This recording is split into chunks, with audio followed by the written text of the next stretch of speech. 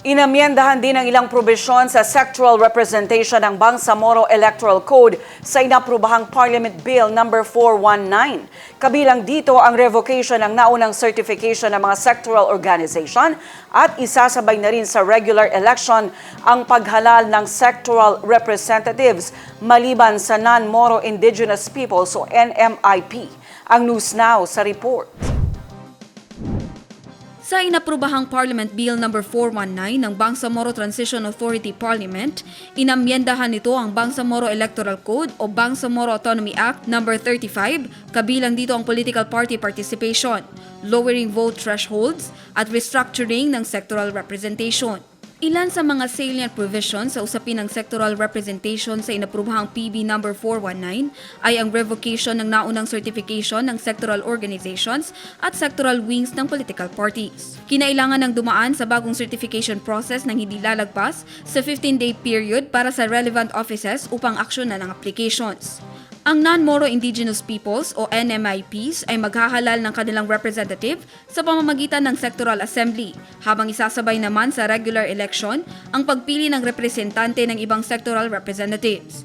Narito ang naging opinyon ni BTA Deputy Speaker Rasul Mitmug Jr. sa usapin matapos ang ginawang deliberasyon at pagpasa sa panukalang batas.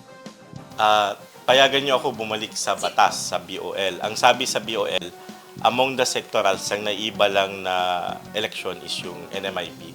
So tapos na tayo doon. Ibig sabihin, sila yung kultura nila ang susundin. Pero meron naman din sila doon protest kasi sabi nila hindi daw na-capture ng mabuting kultura nila.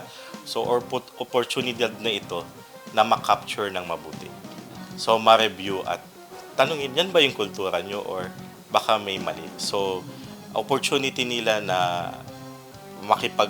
usap sa MIPA at sabihin nila, wag naman natin ilagay ang hindi nating kultura. Yung kultura natin ang ilagay natin. So, opportunity. Tapos, doon naman sa the rest, ang first BEC, ang sinabi nun, it will be appointed by the Chief Minister before pa sa election. Karamihan sa amin at that time sa Bangsamoro, gusto namin may public na botohan. Pero at that time, ang naiisip lang na pamamaraan, sa tingin ko baka naisip nila dahil may ganung klaseng provision din sa 1954 kung saan may assemblies din, yung assemblies muna magboto. So parang yun yung nakitang pamamaraan. Pero nakita naman during sa registration, even with the COMELEC, nagkagulo-gulo. Kasi almost 2,000 din nagkagulo-gulo. Then maskin mga sectors, alam nila anong mga reason at bakit sila nahihirapan. Alam to ng mga tao. Kaya sa tingin namin yung reset is important para mapagbigyan lahat. Katulad ng sinabi ko, dahil hindi na mataas yung threshold, mas madadalian yung mga tao. This time, isa sa mga narinig ko sa mga proponents din yan at dahil tinanggap na din natin, dahil sabi nila, ang ibang issue dyan is may complaint na sa Supreme Court at ang interest natin is matuloy yung election. So binago na natin yung provision, hoping na moot and academic na din yung sa Supreme Court.